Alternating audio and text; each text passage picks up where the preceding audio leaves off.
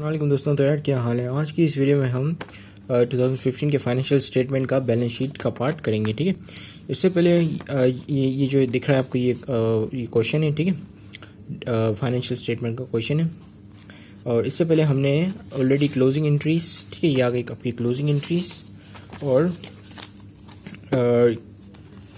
Income statement हमने already मतलब दूसरी वीडियो में बना चुके हैं। ठीक है, तो हमारी जो नेट इनकम है वो है 1,25,000। ठीक है, और इनकम समरी जो है वो 1,25,000। ठीक है, सो इस वीडियो में हम सिर्फ बैलेंस शीट बनाएंगे। ठीक है, तो बैलेंस शीट के आइटम कौन कौन से होते हैं। हर एसेट, लायबिलिटी और कैपिटल जो हमारा बैलेंस शीट का आइटम होता है। ठीक है, तो अब यहाँ पे ये क्वेश्चन गिवन है। ठीक है, तो the balance extracted from the laser of Mustafa traders, Mustafa trader की हम ये बैलेंस शीट बना रहे हैं और मार्च 31, 2015 को ये डेटा एक्सट्रैक्टेड किया गया है। ठीक है, कुछ डेबिट बैलेंसेस हैं और हमारे पास कुछ यहाँ पे क्रेडिट बैलेंसेस हैं। ठीक है, अब हर वो चीज़ जो कि बढ़ती है वो यहाँ पे आपको मिलेगी, मतलब हर वो चीज़ जो कि जो बढ़ती है और उसके बढ़ने से वो डेबिट हो जाती है तो वो आपके यहाँ पे डेबिट बैलेंस पे मिलेगी। हर वो चीज़ जो कि बढ़ती है तब वो हम इसको क्रेडिट करते हैं, जैसे लायबिलिटीज़ हो गई, ठीक है, इक्विटीज़ हो गई और रेवेन्यूज़ हो गए, वो आपको मिलेंगे क्रेडिट साइड पे। ठीक है,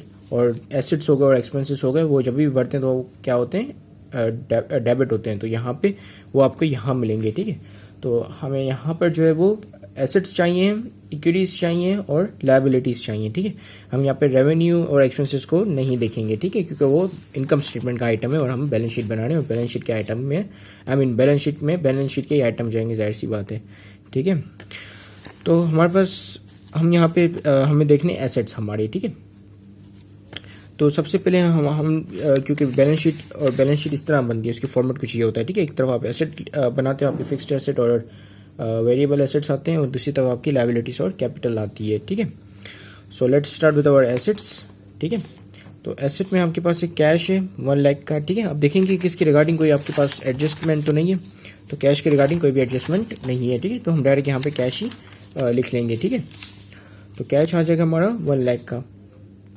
ठीक है, तो जैसा कि देख रहे हो ये कैश आ गया आपका 1 लाख का। अब हम देखेंगे कि हमारा दूसरा एसेट कौन सा, ये करंट एसेट है। ठीक है, तो मैंने यहाँ पे करंट एसेट की हेडिंग डाली है। अब पहले हम जो है वो करंट एसेट देखेंगे, फिर बाद में जो है हम नॉन करंट एसेट देखेंगे। अब करंट एसेट और नॉन करंट एसेट में क्या फ़र्क होता है। हर वो एसेट जो कि with in a year company के पास रहे, ठीक है, ईयर के बाद वो कंपनी उसको जो है सेल आउट कर दे, या आप कंपनी के पास उसकी जो जितनी अमाउंट है उतनी अमाउंट नहीं रहे, ठीक है, तो उसको हम करंट एसेट कहते हैं। अब वो एसेट जो कि एक साल जिनका जो टेन्योर होता है, यानी कि जो कंपनी के पास 1 साल से ज़्यादा अरसे तक होते हैं, वो नॉन करंट एसेट्स होते हैं। ठीक है, और उनको हम फिक्स्ड एसेट भी बोलते हैं। ठीक है, अब हमारे पास दूसरा कौन सा है, ये मर्चेंडाइज इन्वेंट्री ओपनिंग। ठीक है, तो ओपनिंग नहीं आएगी मर्चेंडाइज इन्वेंट्री, बिकॉज ये इन्वेंट्री जो है वो अब नहीं है। ठीक है, ये मतलब ये पिछला बैलेंस है, क्योंकि ये 31 2015 को एक्स्ट्रा किया गया है और ओपनिंग इन्वेंट्री हम नहीं डालेंगे क्योंकि ये इन्वेंट्री जो है हमारी सोल्ड आउट हो गई है। अगर आपको यहाँ पे इनकम स्टेटमेंट दिखा दूँ तो ये इनकम स्टेटमेंट में ओपनिंग इन्वेंट्री थी, परचेजेस थे, ट्रांसपोर्टेशन थी, ये एडअप हो गए और ये हमारी कॉस्ट ऑफ गुड्स सोल्ड आ गई। ठीक है, तो कॉस्ट ऑफ गुड्स सोल्ड आ गई, तो इसका मतलब कि अब हमारे पास क्योंकि इन्वेंट्री सोल्ड आउट हो गई ना, हमारे पास अब ये नहीं। ठीक है, क्योंकि ये कॉस्ट ऑफ गुड्स सोल्ड आ गई और ये इन्वेंट्री सोल्ड आउट हो गई हमारी। ठीक है, ये इन्वेंट्री अब हमारे पास है नहीं। हमारे पास कौन सी इन्वेंट्री है, इन्वेंट्री एंडिंग इन्वेंट्री। आप यहाँ पे देख रहे हो कि ये लेस हो रही है, इसका मतलब कि ये इन्वेंट्री हमारे पास है। ठीक है, एंडिंग इन्वेंट्री, क्योंकि ये जो एडिशनल यहाँ पे डेटा गिवन है ना, बिल्कुल महीने का एंड का डेटा है।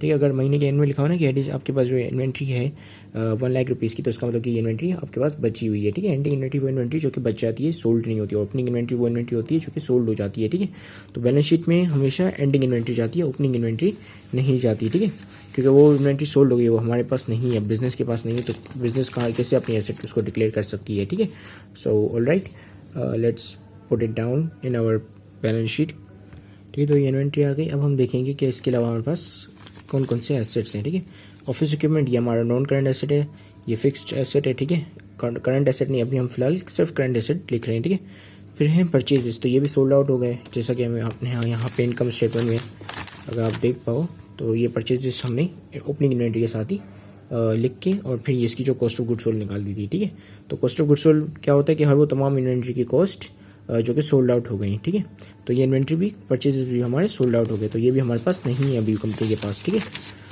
और अब कंपनी के पास क्या है, ऑफिस इक्विपमेंट हैं, ठीक है, लेकिन ये नॉन करंट एसेट है, करंट एसेट सिर्फ देख रहे हैं। सैलरीज एक्सपेंस भी नहीं लेंगे। ऑफिस सप्लाईज, ठीक है, ऑफिस सप्लाईज कंपनी की 5000 थी, ठीक है। अब देखेंगे कि ऑफिस सप्लाईज के रिगार्डिंग कोई एडजस्टमेंट तो नहीं, तो ऑफिस सप्लाईज के रिगार्डिंग यहाँ पे एडजस्टमेंट आपको मिलेगी। लिखा हुआ है कि ऑफिस सप्लाईज अनयूज्ड 2000, यानी कि 3000 ऑफिस सप्लाईज यूज्ड हो गई, ठीक है। अब हमारे पास नहीं है, वो हमने एक्सपेंस आउट कर लिया है, ठीक है। 3000 ऑफिस सप्लाईज, वो हमारे पास कितनी, हाथ में कितनी ऑफिस सप्लाईज हैं जो कि अनयूज्ड, जो हमने अभी तक यूज्ड नहीं की, जो कि हमारे पास रह गई हैं, वो कितनी की हैं, 2000 की हैं। तो ऑफिस सप्लाईज हमने यहाँ पे 2000 की रिकॉर्ड कर लेंगे, ठीक है, करंट एसेट में। तो ऑफिस सप्लाईज आ गई 2000 की, ठीक है। अब हम देखते हैं कि इसके अलावा हमारे पास क्या चीज़ है। तो प्रीपेड इंश्योरेंस, ठीक है, ऑफिस सप्लाईज के अलावा अब हमारे पास है प्रीपेड इंश्योरेंस, क्योंकि ये भी एक एसेट है। अब देखेंगे इसके रिगार्डिंग कोई एडजस्टमेंट तो नहीं, तो यहाँ पे लिखा है कि इंश्योरेंस एक्सपायर्ड हो गया, यानी कि ये एक्सपेंस आउट हो गया, ठीक है। तो अगर हम इसकी, अगर मैं आपको एडजस्टिंग एंट्री बना के दिखाऊँ तो इसकी एडजस्टिंग एंट्री यहाँ पे आपको बनी हुई मिलेगी, ठीक है। इंश्योरेंस एक्सपायर्ड कितना हो गया 8000, और प्रीपेड इंश्योरेंस क्रेडिट साइड पे यहाँ पे रिकॉर्ड हुआ, इसकी वजह से 8000 का, ठीक है। तो ये इंश्योरेंस जो इंश्योरेंस प्रीपेड इंश्योरेंस ये यहाँ पे माइनस में, क्योंकि इंश्योरेंस प्रीपेड इंश्योरेंस एसेट जब भी हम कम होता है तो हम उसको क्रेडिट करते हैं, ठीक है। और यहाँ पर हमारे पास जो प्रीपेड इंश्योरेंस है वो डेबिट साइड पे लिखा हुआ है, यानी पॉजिटिव में 12000, ठीक है। तो ये 12000 माइनस 8000 कितने हो गए 4000, ठीक है। तो 4000 का प्रीपेड इंश्योरेंस यहाँ पे हम रिकॉर्ड करेंगे, ठीक है। तो ये प्रीपेड इंश्योरेंस आ गया हमारा 4000 का, ठीक है।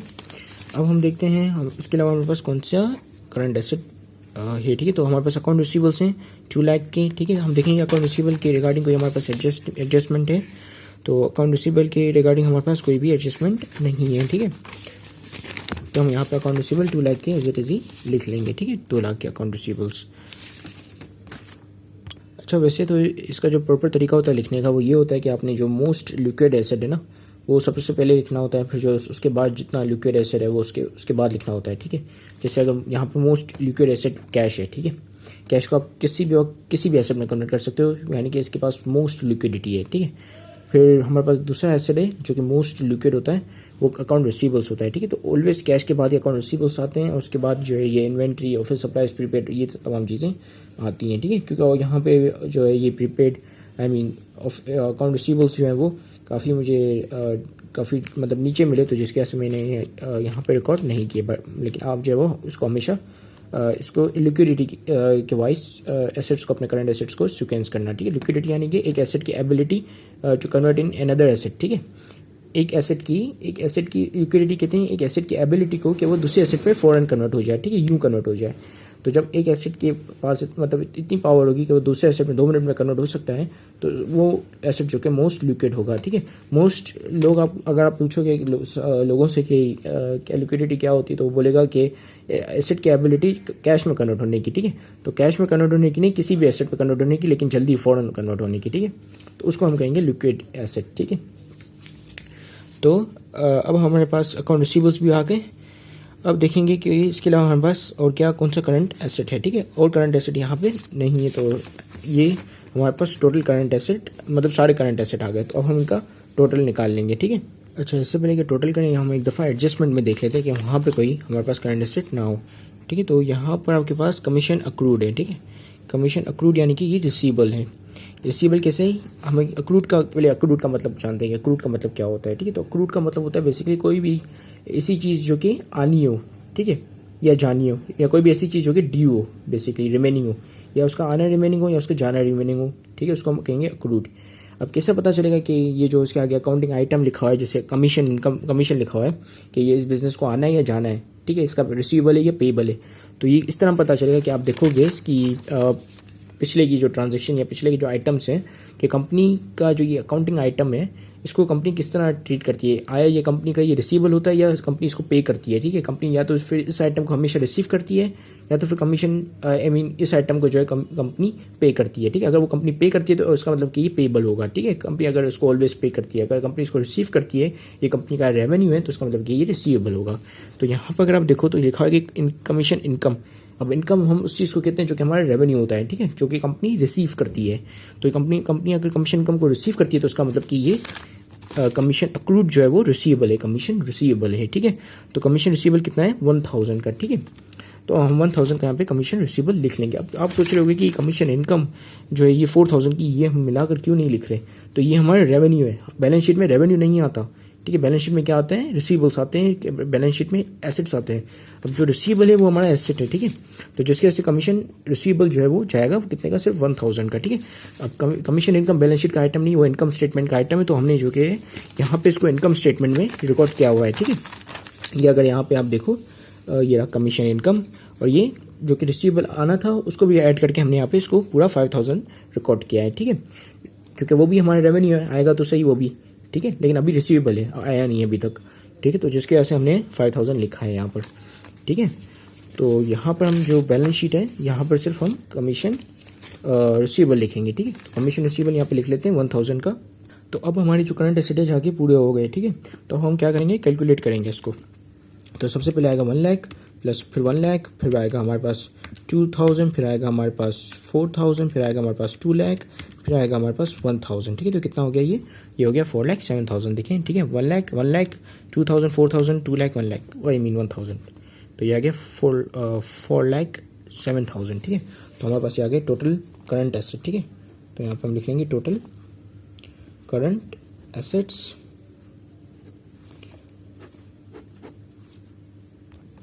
4,07,000, ठीक है। तो हमारा टोटल करंट एसेट आ गए। अब हम निकालेंगे हमारे नॉन करंट एसेट या फिक्स्ड एसेट, ठीक है। तो पहले हम जो है नॉन करंट एसेट की हेडिंग डाल देते हैं, नॉन करंट एसेट,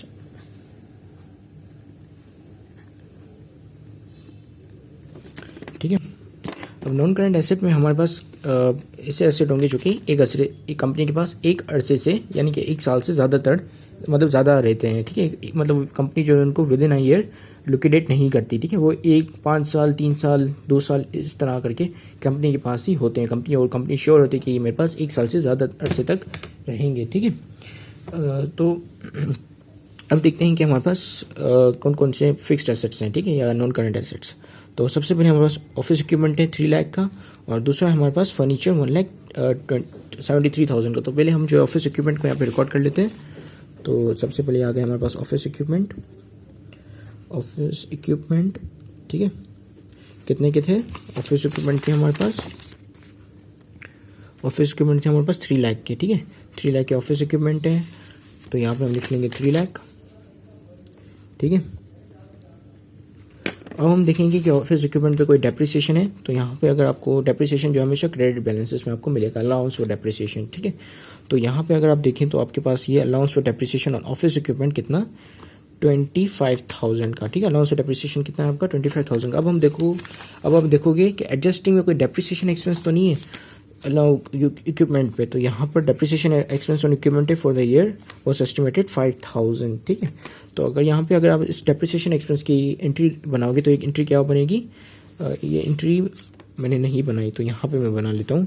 ये एंट्री बनेगी, डेप्रिसिएशन एक्सपेंस को आप क्रेडिट कर दोगे जो कि आपका इनकम स्टेटमेंट का आइटम है, ठीक है। तो ये इनकम स्टेटमेंट में जाएगा 5,000। फिर नीचे क्या क्रेडिट करोगे? अलाउंस फॉर डेप्रिसिएशन, ठीक है। अलाउंस फॉर डेप्रिसिएशन कितना? 5,000 का, ठीक है। तो जब ये एंट्री बन जाएगी आपकी एडजस्टिंग, तो देखो अलाउंस फॉर डेप्रिसिएशन ये क्रेडिट पे ही मतलब बढ़ रहा है, ठीक है, अलाउंस फॉर डेप्रिसिएशन। और आपका जो अलाउंस फॉर डेप्रिसिएशन ये भी क्रेडिट बैलेंस पे है, और ये भी बढ़ रहा है कितने से? 25,000 से। तो टोटल अलाउंस फॉर डेप्रिसिएशन कितना हो? 25,000 प्लस 5,000 इज इक्वल टू 60,000, ठीक है। तो टोटल आपका अलाउंस फॉर डेप्रिसिएशन हुआ 60,000।